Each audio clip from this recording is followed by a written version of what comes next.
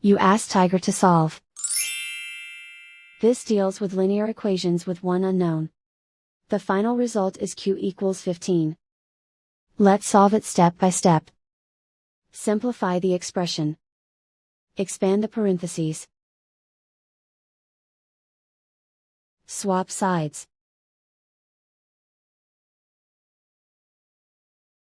Group all constants on the right side of the equation. Subtract 18 from both sides. Simplify the arithmetic.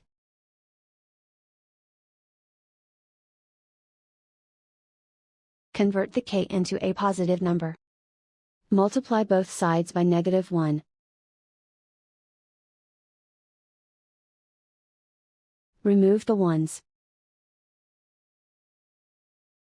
Simplify the arithmetic. And so the final result is q equals 15.